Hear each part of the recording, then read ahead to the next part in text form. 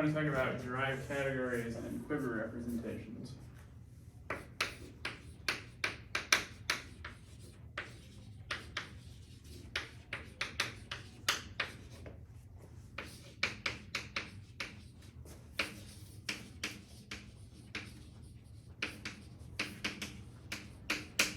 Okay, so let me just start with defining what a quiver representation is. So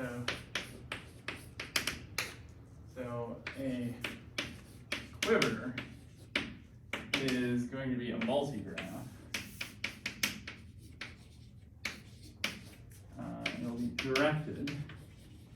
So, just the usual notion, you have some vertices, you have some edges, and then, when you're defining graphs, you have to specify, well, do the edges have directions? Can there be more than one between two points? And in a quiver, the edges have directions, and they, and you can have more than one from one dot to another. So, as an example, this is going to be, call this the valency quiver. The 2 points, 2 arrows, and what we're really interested in defining is a representation of this quiver. So a representation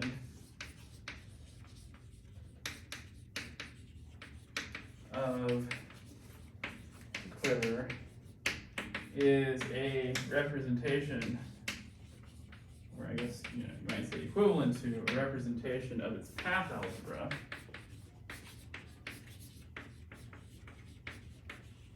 And so the idea is that each path, you can think of it as some element of the algebra, and then you can, if the paths can be concatenated, then you can multiply them.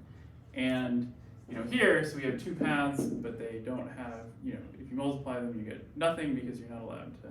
And so we just impose that they're product. Or we just, don't give them a product. You can't multiply them because they're coming from different places.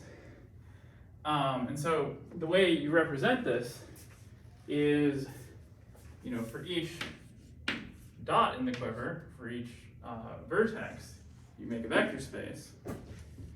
And then for each arrow, you make a homomorphism of the vector spaces, M1 and M2. So, i.e., for every vertex, get a vector space. You can call it V. And for each arrow, a homomorphism. So, these are vector spaces with bases attached, and it's just a matrix, of course. Homomorphism from, this is called maybe VI. And then this arrow maybe connects the vertices I and J, and then we'll have a homomorphism from big VI to big VJ. Okay, and then, the fact that, is not so hard to prove, is that these form an abelian category.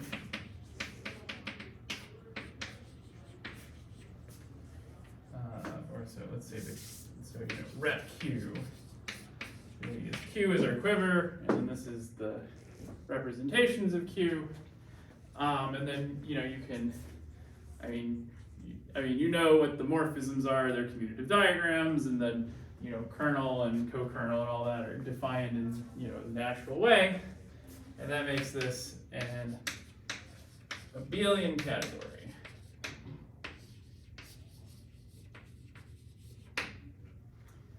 Okay, so now what's really, for our purposes, what's going to be interesting about these categories is that if you look at the triangulated categories, the derived category of complexes, bounded complexes of representations of this quiver, in some cases, that's equivalent to a derived category of right. Specifically for this Beilinson quiver, this is equivalent to the derived category of the projective line P1. Okay, so how do we make sense of that? Well, the idea is that certain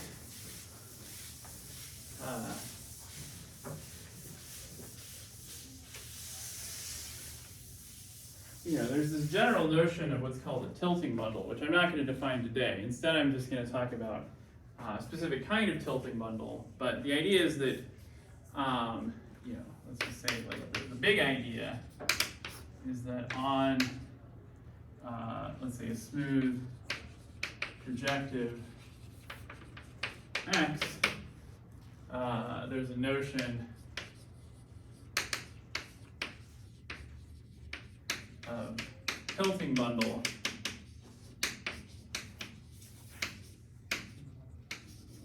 big E, and the idea is that if you take HOMs from E into an element of the derived category, that will induce an equivalence between the derived category of X and the derived category of the quiver representations.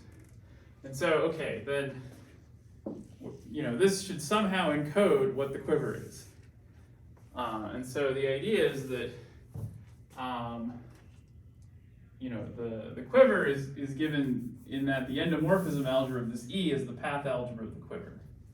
So the idea is that so whatever the definition of tilting bundle is, it's cooked up so that if I take the derived category of modules over the endomorphism algebra of E with itself, and this is equivalent to just the derived category of X. Okay, and so then we're going to have two functors, a left adjoint and a right adjoint that are supposed to compose to the identity.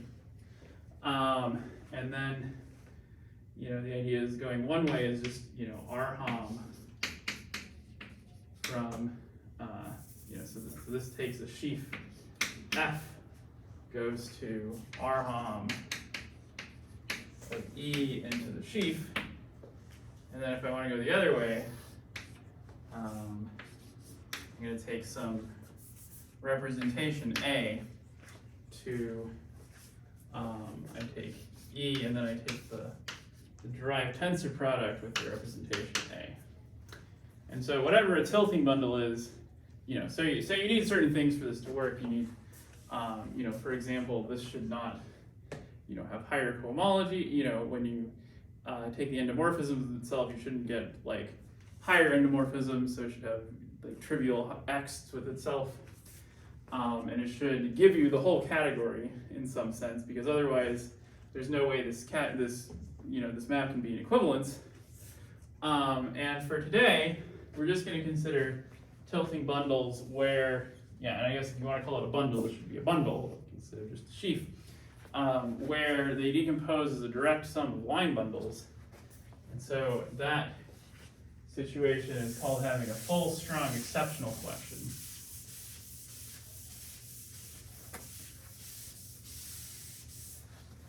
Let's see, so we are going to consider the case when is the direct sum of some line bundles, Li are line bundles forming a full, strong, exceptional collection.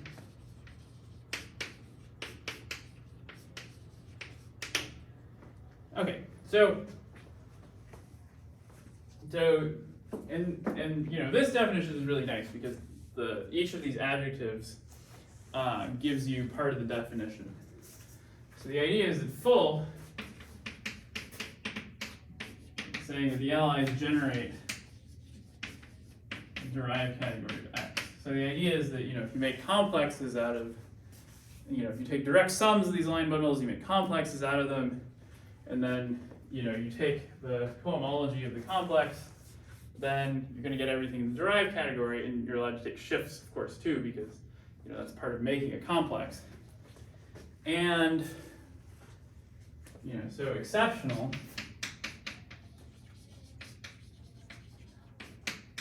Well, the idea is that the first part of this is that so this exceptional is just saying that if you look at the R-HOMs from an L to itself, well, you're going to get 0 for, you're going to get just, it's just the, it's just, given by the identity. Or, so this, if you think of it as a module, it should be isomorphic to the field just in one spot. And then there's no higher extension. So, it's just K in one spot. And then strong, is to say that these, you want no x between Lj and Lk for I greater than 0. And then, the idea is that putting all this together, you can express this dx as you have a semi-orthogonal decomposition where it's just L1, L2, all the way up through Ln. And then you can then say, well, at each point I'm adding one more object. So then the growth indeed group of this category, we know that it's generated by 1, 2, up through n. And in fact, it's going to be, you're going to have a free, it's going to be a free abelian group on n generators. So already this is a pretty restrictive thing to say about a variety that you have this.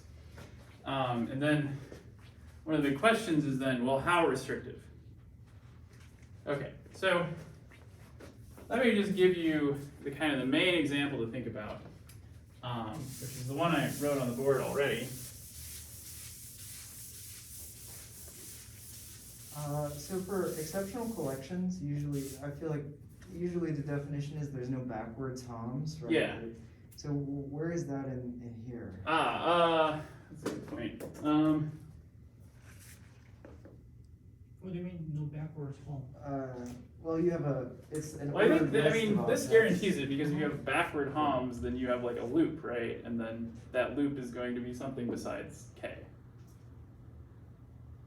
But this is R HOM from Li to Li, right? So Right. this is- Well, because the idea is, well, you have to put them in some order. So you're allowed Yeah. forward HOMs, certainly. And then the idea is you're saying, well, if you had a backward HOM, then that would give you some loop here. Mhm. And so that's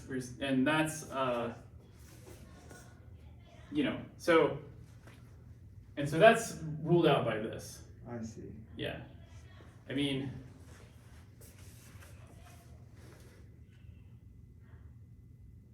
ultimately the point being that to have a global section of a line bundle on projective variety is kind of a pretty restrictive thing, all things told. Let's see.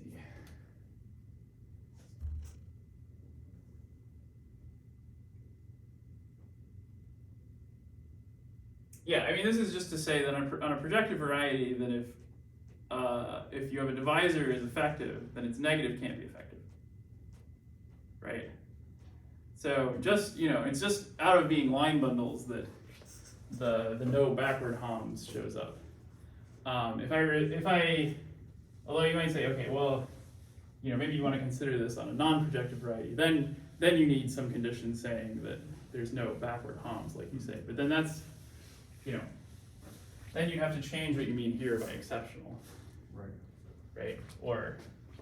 So that's a good point. And I think it's like the self X just show up in degree 0. yeah, It's like K. yeah, that's the sort of thing that you want. Okay, I see now. Yeah, I mean, the idea is you don't want any like self X Yeah. is really the thing. And yeah, I hope this definition is correct, because I did kind of present it in a little bit of an unorthodox way. But the examples will be correct, even if the definition is maybe not quite.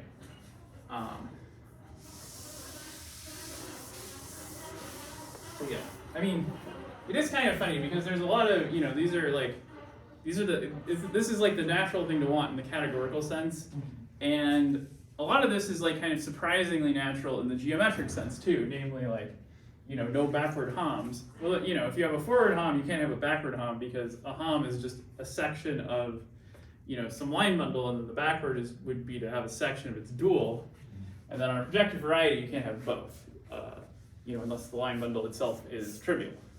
Right. Right, In in which this definition, we're thinking about line bundles. Yeah.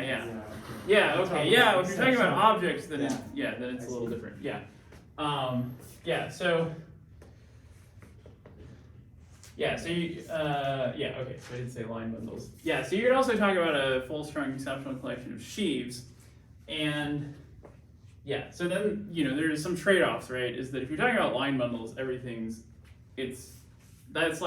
the theory is very nice, but it's a little bit too restrictive in that, maybe I'm getting ahead of myself here, but we'll see that Pn always has a full strong exceptional collection of line bundles, and every rational surface has a tilting sheaf, and I think it also has a full strong exceptional collection of sheaves, but not line bundles, because it turns out that if you try to do multiple blowups along kind of infinitely near points, then eventually you can't do line bundles anymore. You have to do, some sheaf supported on the exceptional curve. So the theorem that we would want is some categorical condition guaranteeing our variety is rational. So that that's what I want to talk about today in terms of surfaces. In terms of threefolds, it becomes a lot more complicated because just blowing up along like some curve, destroys the possibility of this condition, because you have like these kind of, essentially because there's no exceptional collection on the higher genus curve, and when you write down your semi-orthogonal decomposition, you're getting like the full category of the curve, maybe like 2 copies of it because it's a P1 bundle, and then that can't really be broken down like this. Of course, then it's sort of like, well, you have this theory of exceptional collections, and maybe you can say, well, we know which ones look like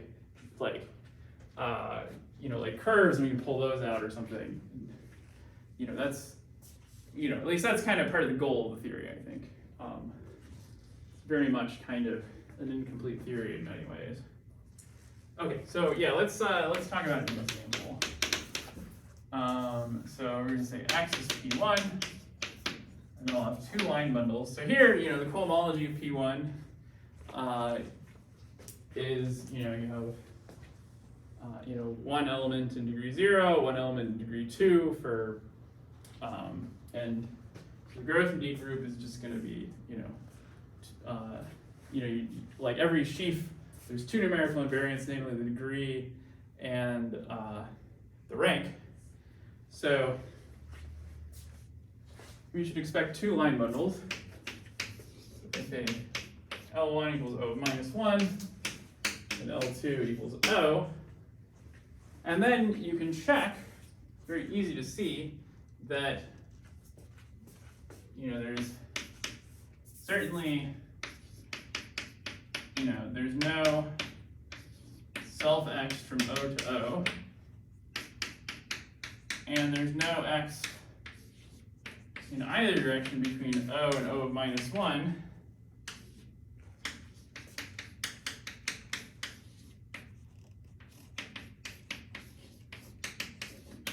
So this is a full strong exceptional collection. Okay, I mean, I didn't actually prove it gets you the whole category, but it's, I think it becomes a little easier to see once you start thinking about representations of the quiver. Okay, so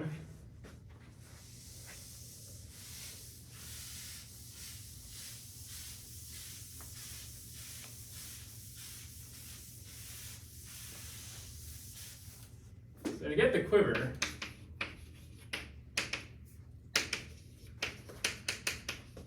what you do is you take just a dot. It's just like before. You just take a dot for every line bundle, and then you connect them with arrows for every hom. And then you generally ignore the self-homs because they're just generated by the identity, and you kind of know, well, we know what the identity does. So even though it's a morphism there, it's no data, so you just ignore it. Okay, so here we would have an O of -1, then 2 arrows, which we can really just think of these as x and y, giving you just the x and the y coordinate on your P1, and then this goes to O. Okay, and then, for any sheaf you like, so for sheaf F on P1, say it's a coherent sheaf, we get a, so you get a complex of quiver representations. But let's, suppose, the sheaf is very positive so that it'll actually be just a quiver. Just a representation, get a complex of quiver representations just by taking, you have hom, and so the only thing is that, I always have the bad habit of drawing these things backward. So really it should be O that goes here and O -1 that goes here. It's because, really the equivalence is not between the sheaves on X and the representations, it's between the sheaves on X and the opposite category of the representations. The point being here that if I have a hom from O into F, then it gets mapped to a hom from O of -1 to F by multiplying by either X or Y. So really, I should turn the thing around. So it's either turn the arrows around or turn, O and O -1 around. So I could think of this as hom of O into blank here, and then this is hom of O -1 into blank here. Okay, and so let's just say the sheaf F is O of 2. Let's say F equals O of 2. Okay, so then if I'm taking homs from O in, what do I get? Well, I get 3 things, namely x squared, xy, and y squared. So I get x squared, xy, and y squared. That's my vector space on the left. On top I have multiplication by x. At the bottom I have multiplication by y. And then I get homs from O of -1 into O of 2, which are given by just x cubed, x squared y, xy squared, and y cubed.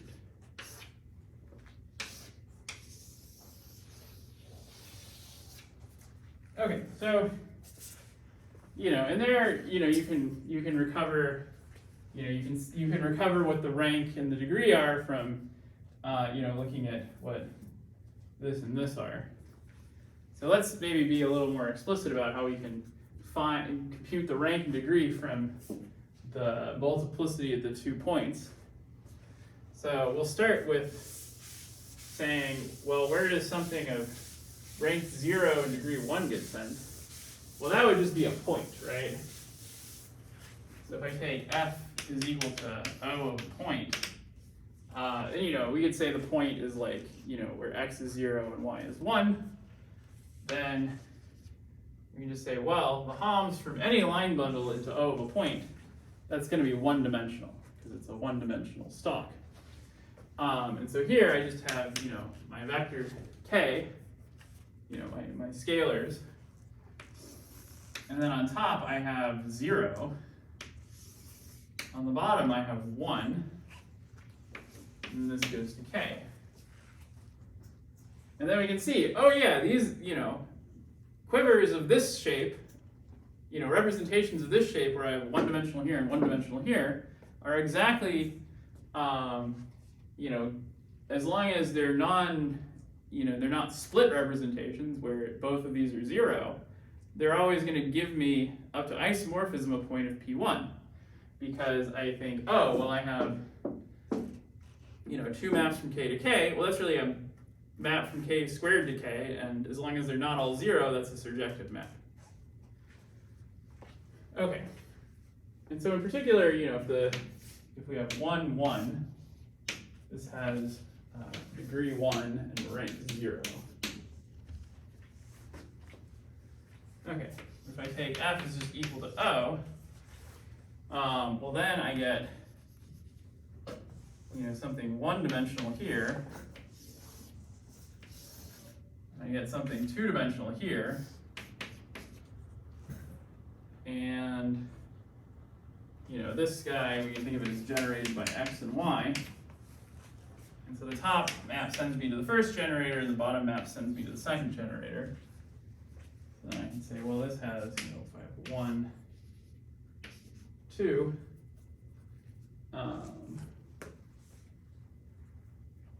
yeah, so then this is going to have degree 0 and rank 1.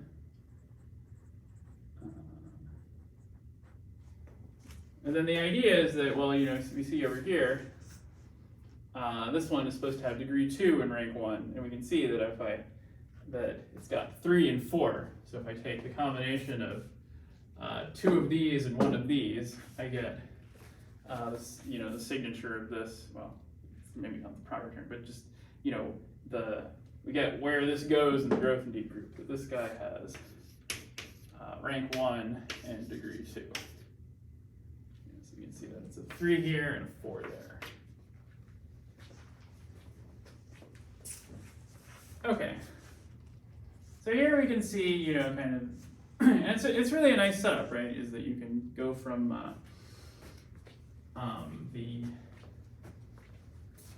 you can go from you know, something which,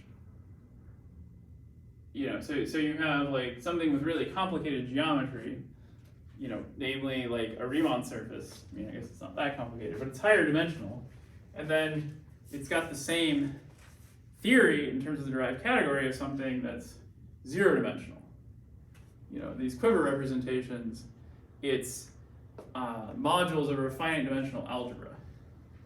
Now, you know, the thing is that the cost for this is that, you'll have like something that's, you know, not commutative. You know, here it's like you're not supposed to multiply the x and the y, but, you know, nonetheless, it's not, in some way you've simplified your problem.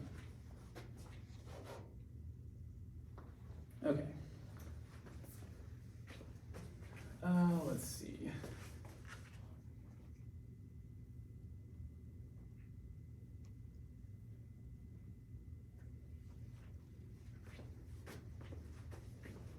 So let's see. So how about going the other way? So in this case, you know, I guess we might as well also do f equals O minus 1 for the last one. And so, you know, when f is O of minus 1, you just get nothing at the first guy. And then at the second guy, well, you know, these x and y maps, they have to just be 0. And then I get a one-dimensional space here. So we get a nice, like, well-behaved, simple object here. And so then you might say, okay, well, what about, what about just having like a 1 here and a 0 there? What does that correspond to over in P1 land? Well, we know we have an exact sequence relating this guy and our mystery guy. So we can use that exact sequence and then figure out what's going on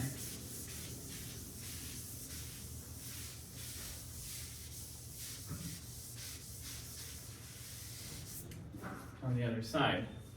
So okay, what about,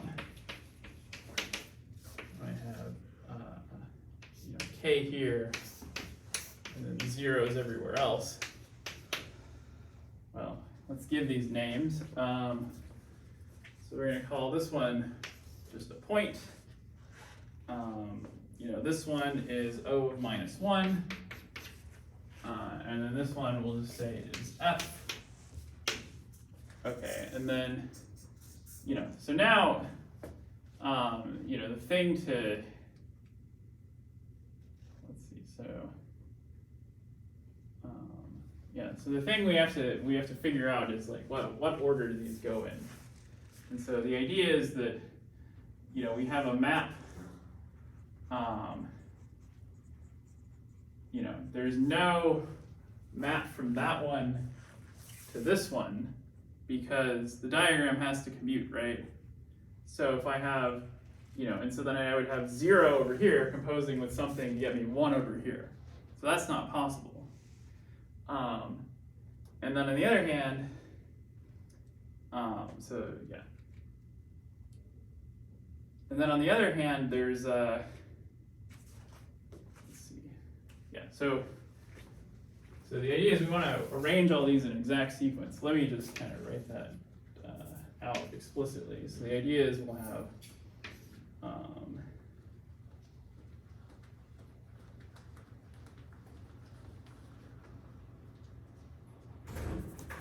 we'll have K.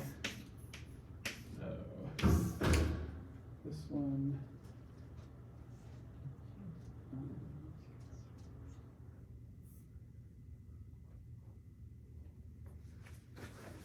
Let's see, this one is supposed to,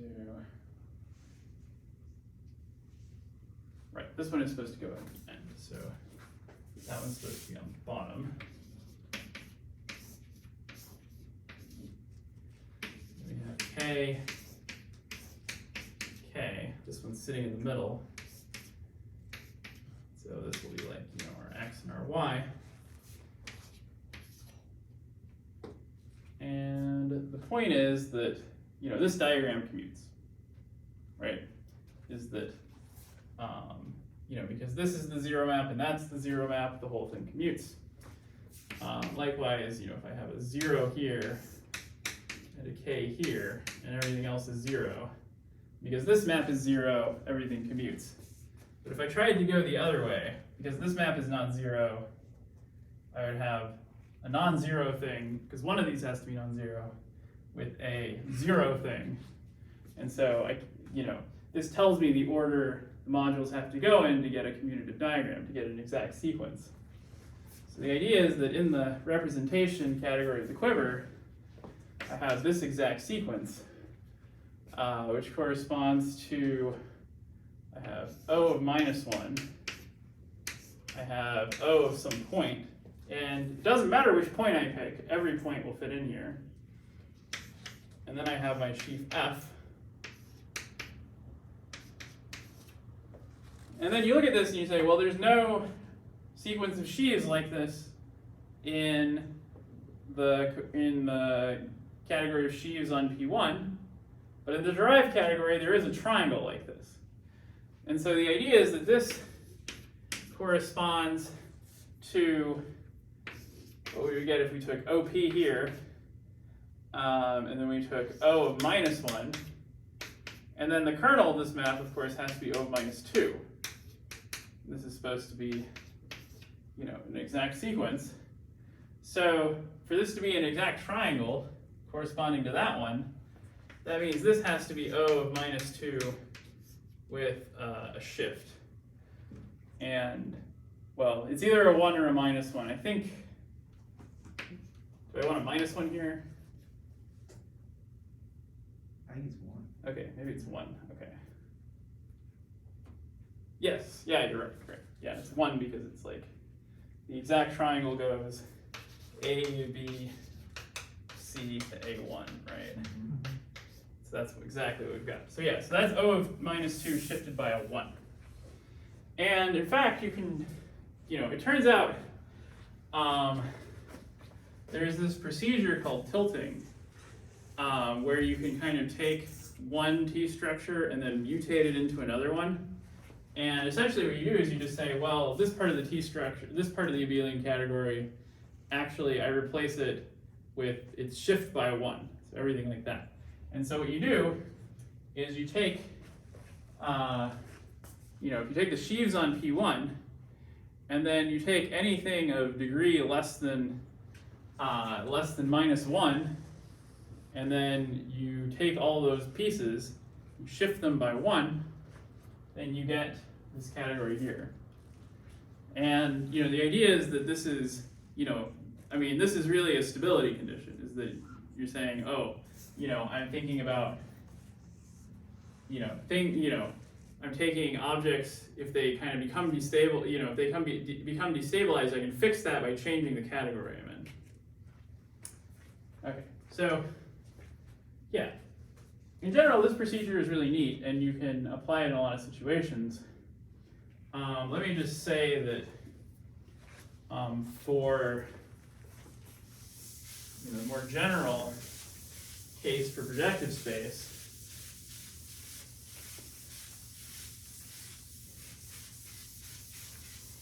is, so this is a theorem which in the notes of, I think it was Alistair Craw's notes that I was looking at, and he attributes this to Beyer and Bondall, which says that we take x equals Pn, and Q is the following quiver, where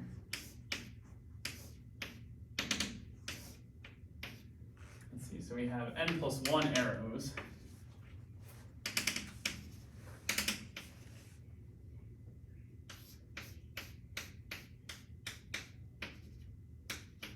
And then you also have n plus 1 dots.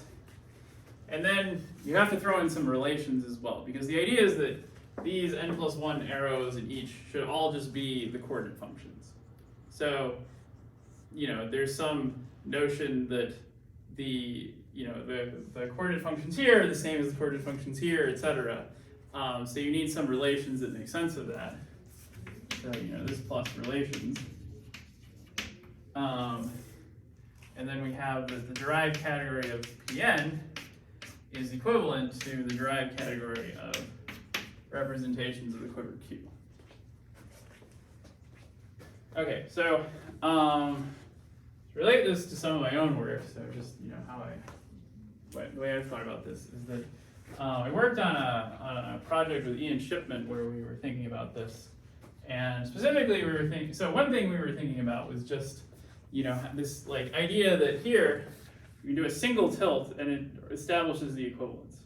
And the idea of the paper was equivalences are hard, but tilting is relatively easy. It's kind of like you just have some recipe for making a slight change to your derived category, and a slight change to your T structure, and now you have the new T structure. And it's it might be a way of really getting your hands on an equivalence in a way that's allows both computation and just theorem proving to be a lot easier. And so what you'd like to say here is that this certainly can't come from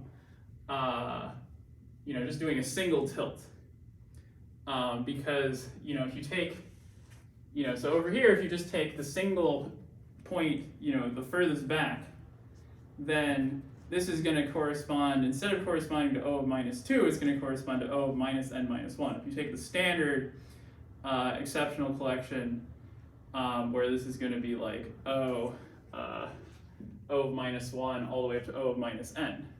So then this will be this one will be the dualizing sheaf O of minus n minus 1. And then that's shifted n spots, because the dualizing, if you think of it as, giving you the Serre functor, it's n shifts. So that means if you're going to do this by tilting, you have to tilt at least n times. So the idea is you should be able to do this n times. And, we came up with some conditions on when this would work, but it wasn't anything where you could, actually use this to prove nice stuff.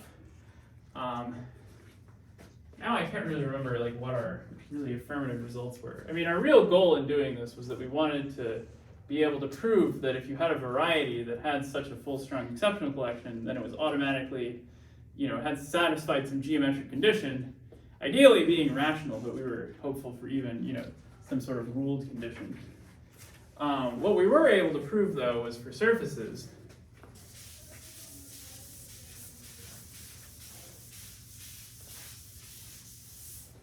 So, this is a theorem myself and Ian Shipman from when we were at Michigan, which says that let X be a smooth projective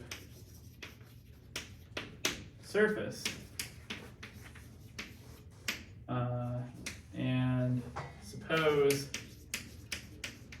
X has a full strong exceptional collection of line bundles, then X is X is rational. And the statement is really nice, but the thing was that we were developing all this machinery, but none of the machinery got used to prove this. It was all that, this was basically a Riemann-Roch calculation, because the idea being